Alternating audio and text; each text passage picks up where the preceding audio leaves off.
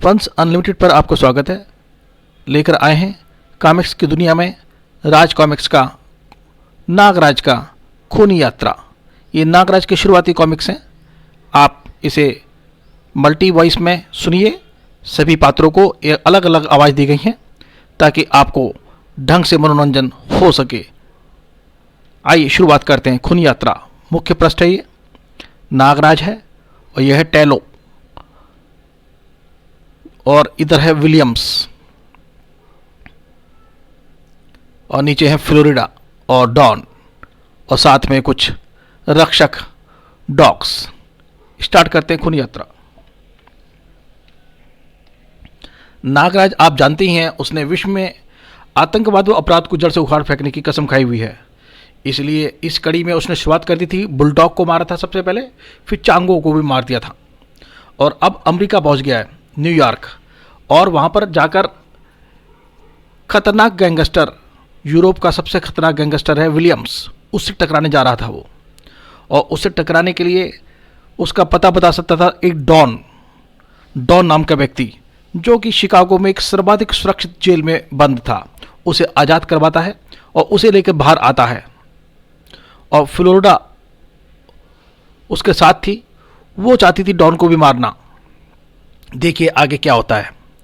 जैसे ही नागराज डॉन को जेल से बाहर लेके आता है, अभी तक आपने पढ़ा था खूनी खोज में, जब नागराज डॉन को निकाल के लाता है उस जेल में से, बाहर खड़ी थी फ्लोरिडा चिल्लाती है, Don, you rascal, you brute, मरने के लिए तैयार हो जा।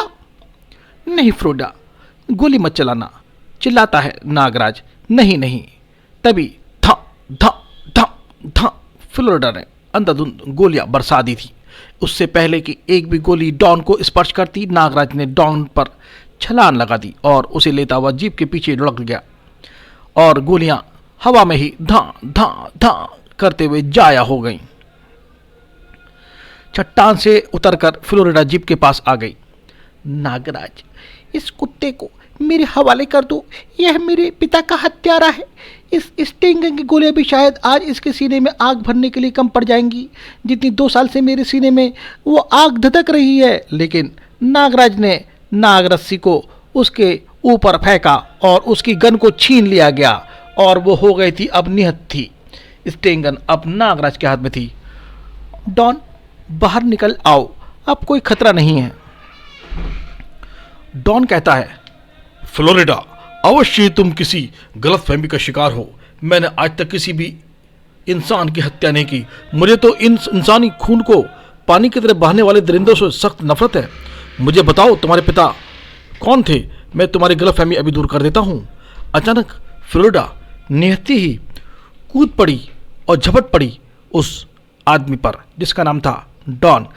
नहीं कुत्ते, तूने ही मेरे डैडी को मारा था। तूने ही वह खूनी पैकेट मेरे डैडी मेयर फ्रैंकलिन के नाम भेजा था। मैं तुझे जिंदा नहीं छोड़ूंगी। फ्लोरिडा, अब मेरी बात तो सुनो। और अचानक डॉन का झन्नादार थप्पड़ फ्लोरिडा के गाल पे पड़ा। स्टाक। फ्लोरिडा फुट फुट कर रोने लगी। फ्लोरिडा, खुद को संभालो। मैंने मेयर फ्रैंकलिन का खून नहीं किया, यह काम तो विलियम्स का है। विलियम, वह कौन है? मैं तुम्हें सब कुछ बताऊंगा फ्लोरिडा, लेकिन फिलहाल यहां से खिसको। अंदर जेलर की जीप गायब होने की खबर फैल चुकी होगी। और यह कहते हुए तीनों निकल लेते हैं वहां से कार के द्वारा शहर की तरफ। और अब वे कुछ देर में फ्लोरिडा के बंगले के पास पहुंच गए थे। डॉन कहता है फ्लोरिडा से, फ्लोरिडा, मैंने तो तुम्हारे डैडी को विलियम्स की मौत का तोहफा भेजा था। मुझे नहीं मालूम था कि वही तोहफा मेयर साहब की मौत का पैगाम बन जाएगा। बताता है कहानी, आज से 4 वर्ष पहले की बात है। आज की तरह उस समय भी न्यूयॉर्क व शिकागो के अंडरवर्ल्ड में विलियम सबसे बड़ी हस्ती थी। वह न्यूयॉर्क का सबसे बड़ा स्मगलर था।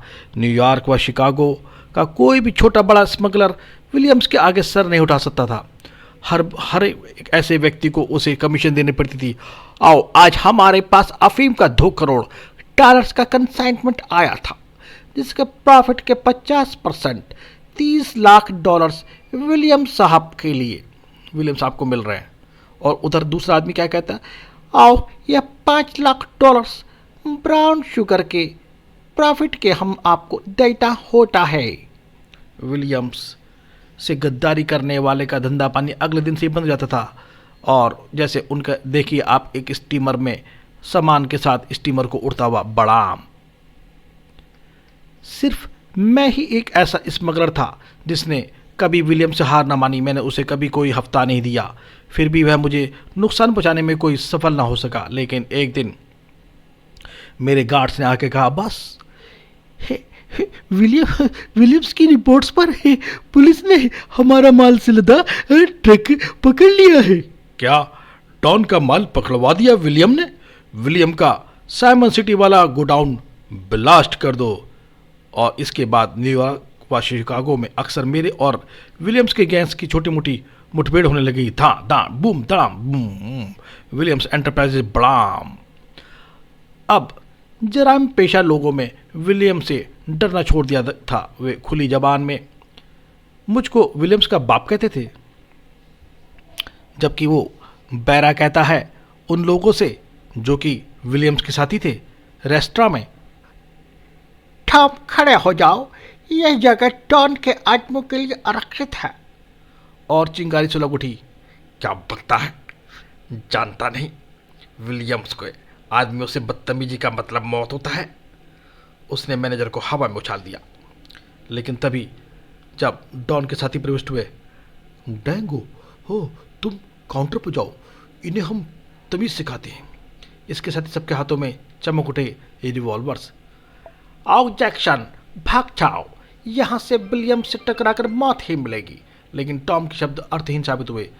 मौत से हमने लड़ना सीखा है और मौत देना तुम्हारा नहीं, ऊपर वाले का काम है। धा धा धा धा। टॉम और उसके साथियों के हाथों में से रिवॉल्वर निकल गए थे। धा धा धा धा, और निहत्थे हो गए थे विलियम्स के साथी। लेकिन तभी टॉम ने पास पड़ी एक प्लेट घुमाकर जैक्सन पे दे मारी। अब देखते क्या हो, ठो डालो शालो खो। सब आपस में भिड़ गए। दे लात, दे मुक्का, डिशुप बिशुप। जैक्सन उछलकर टॉम की छाती पर चढ़ बैठा। तभी टॉम के दो साथी ने जैक्सन को पकड़ लिया। तू मेरी छाती पर बैठा था जैक, मैं तेरी छाती ठो डालूंगा आज। लेकिन जैक्सन के पर जोरदार झटके ने टॉम को अपने ही साथी पर वार करने के लिए मजबूर कर देगा। हाय, फिर दोनों को संभलने का मौका नहीं दिया और जैक्सन ने दोनों के सिर आपस में टकरा दिया। धड़ाम बूम, और जल्द ही सब मेरे आदमियों के काबू में थे। हमें माफ़ कर दो जैक्सन, हमें छोड़ दो, हमको छोड़ना मांगता। जैक्सन से बचने के लिए टॉम को केवल बार में हुए नुकसान की कीमत ही नहीं चुकानी पड़ी, बल्कि बोलो हमारा बाप डॉन, हमारा बाप डॉन, आओ हमारा बाप डॉन होता। लेकिन एक दिन मैंने जब हिंसा का ऐसा बवंडर देखा, इससे मेरी आत्मा तक कांप गई थी। वह क्या? उस रात एक बड़े डिपार्टमेंटल स्टोर के सेकंड फ्लोर पर हीरो की जबरदस्त प्रदर्शनी लगी थी, जिसमें मेरा माल भी था। तभी विलियम्स के गुंडों ने धड़धड़ाते हुए वहां पे प्रवेश किया और एकाएक सबको कवर कर लिया। अब सब अपने हाथ उठा लें, हमें शांति से खाम खार लेने दें। फिर सब हीरे लूटकर उन्होंने बंदूकों के मुंह खोल दिए। ड्रर ड्रर, आ बचाओ। और पुलिस और मेरे आदमियों ने उनका सामना तो किया, लेकिन अत्याधुनिक हथियारों से लैस थे वो, और हमें और दर्शकों को भी बचाकर गोली चलानी थी। सबको मौत बांटते हुए वहां से भाग निकले। 30 मिनट में ही 300 लोगों की जानें उन लोगों ने ले ली थी। मुझे नफरत हो गई थी हिंसा से, हथियार से और विलियम से। आज से हम किसी की हत्या नहीं करेंगे।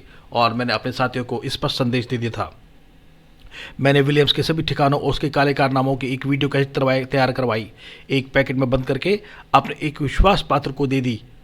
लो पीटर, इसे सावधानी से मेयर फ्रैंकलिन को सौंप देना। लेकिन वह विश्वासघाती बिका हुआ निकला। उसने वह पैकेट विलियम्स के आदमी को बेच दिया। विलियम्स ने उस पैकेट को खोलकर उसे लेटर बम बना दिया और तुम्हारे घर भेज दिया। और फिर तो तुम जानती हो, भड़ाक के आवाज के साथ ही क्या हुआ था। फ्लोरिडा का मन अब डॉन की तरफ से साफ हो चुका था। विलियम्स अब ज्यादा सांसें नहीं ले सकेगा डॉन। हम तुम्हारे साथ हैं फ्लोरिडा। लेकिन हम जेल पहुंचे कैसे डॉन? मेयर फ्रैंकलिन की हत्या का दोषी मुझे ठहराया गया था। जब अखबार वाले सड़कों पर चिल्ला रहे थे, मेयर फ्रैंकलिन की हत्या, हत्यारा डॉन लापता, पुलिस मेरी तलाश में थी और मैं अंडरग्राउंड। तभी विलियम्स ने एक समझौते का प्रस्ताव लेकर एक आदमी को मेरे पास भेजा। आपको महान विलियम्स ने कॉक्स पीक पर भुलाया है। ओह ठीक है, ओके, हम 2 बजे कल वहाँ पहुँच जाएंगे। अगले ही दिन जब मैं वहाँ पहुँचा तो मुझे पुलिस का सामना करना पड़ा।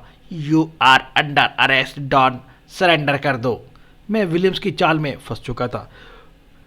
विलियम, तूने मुझे धोखा दिया, मैं तुझे तबाह कर दूंगा विलियम। पुलिस को विलियम्स की तलाश थी। मेरे मुंह से उसका नाम सुनकर उनके कान खड़े हो गए।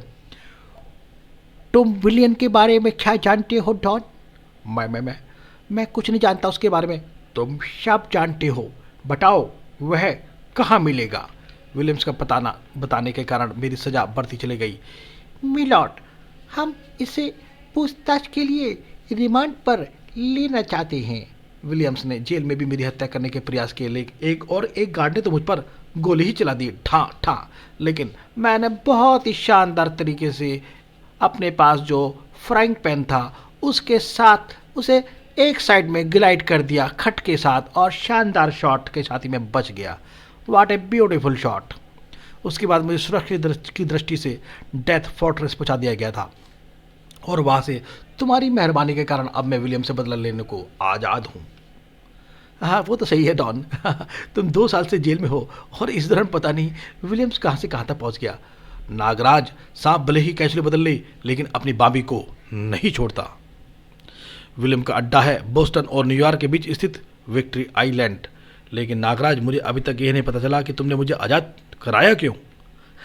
डॉन, मैं यहाँ विलियम्स को ख़त्म करवाने आया हूँ।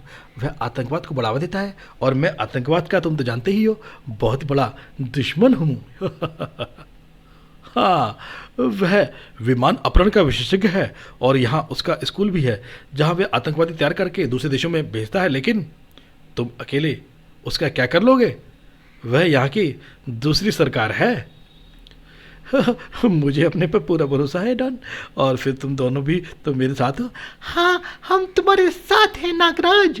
हाँ, हम तुम्हारे साथ हैं। हमें विक्ट्री आइलैंड जाने के लिए बोट चाहिए डॉन।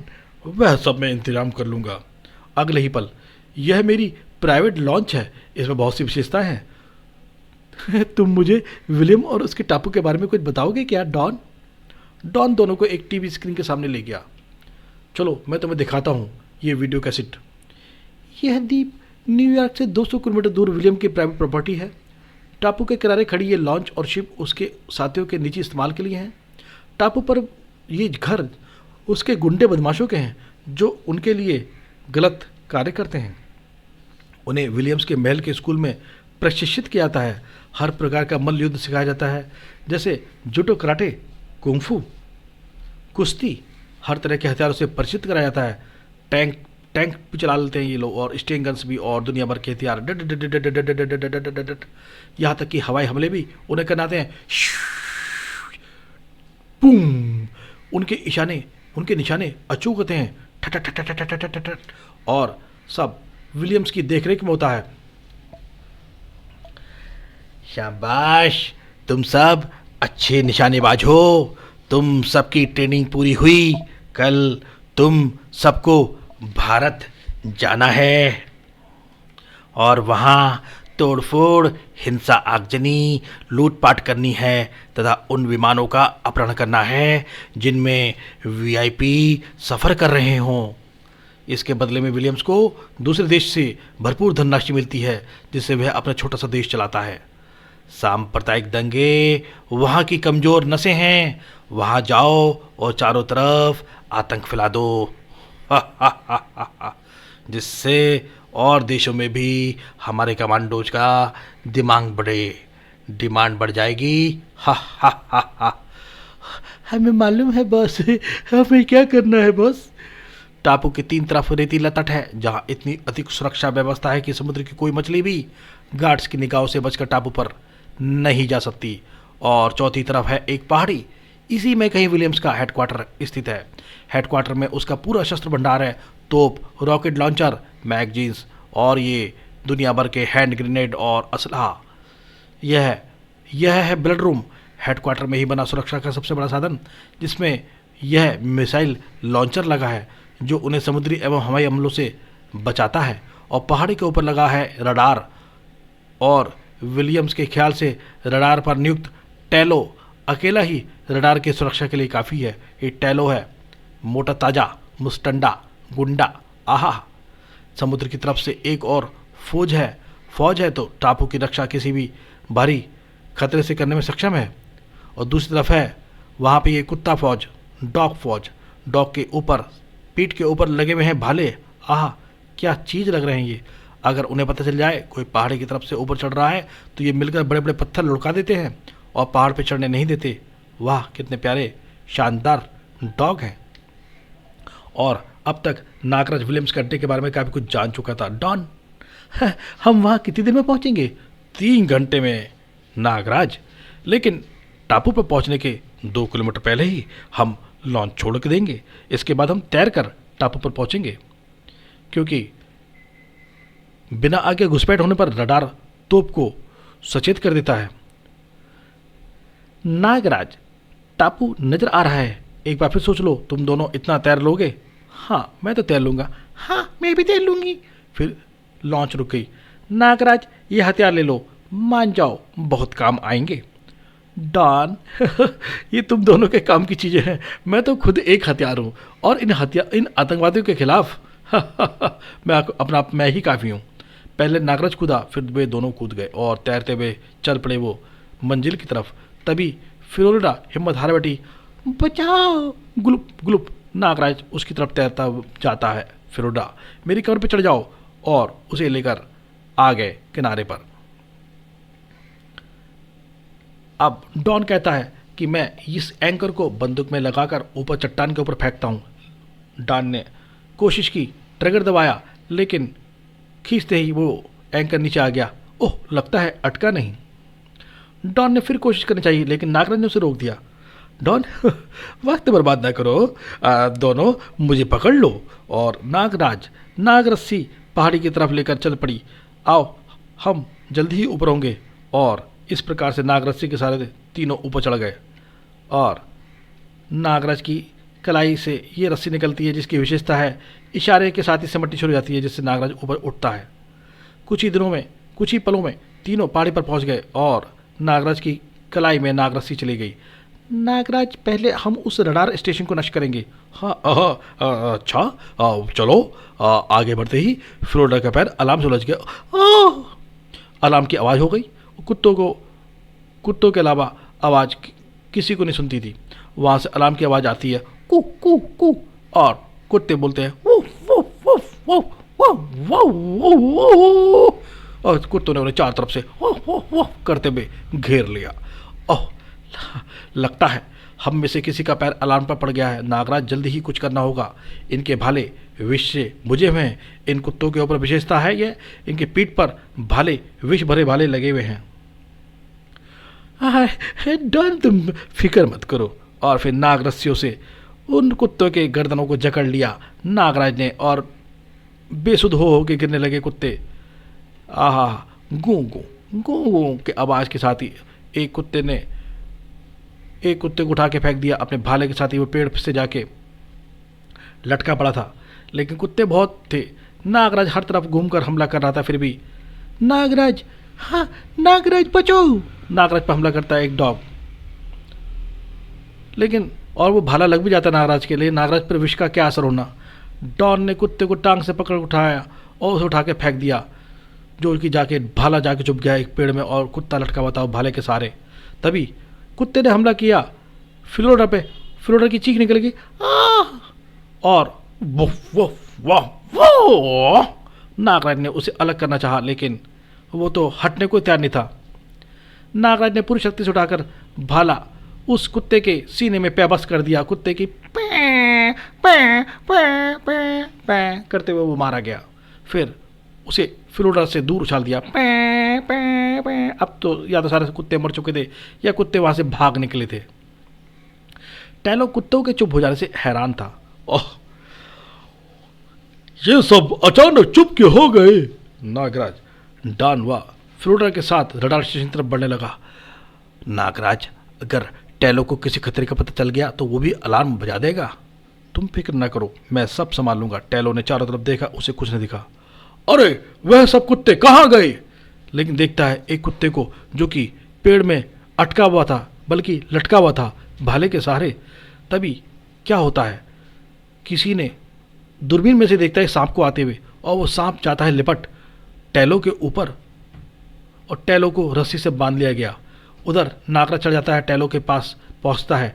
नाग रस्सी तभी खुल जाती है और टेलो झपटता है नागराज पर और देता है एक घूसा, ठक, और फिर फ्लाइंग किक। लेकिन नागराज फुर्ती से हट जाता है और वो अपने कूलों के साथ नीचे गिरता है, धप। टेलो ने नागराज को दबोच लिया और ऊपर उठाकर नीचे उछाल दिया। क्या नागराज टावर से गिरकर बच सका? क्या नागराज विलियम्स तक पहुंचने में सफल हुआ? क्या फ्लोरिडा विलियम्स से इंतकाम ले सकी? सब जानने के लिए हम आपके लिए लेके आएंगे नागराज का इंसाफ। तो साथियों, आपको ये मल्टी वॉइस कॉमिक्स कैसा लगा? हमारे चैनल को जो अवश्य ही सब्सक्राइब करिए और लाइक करिए, कमेंट करिए।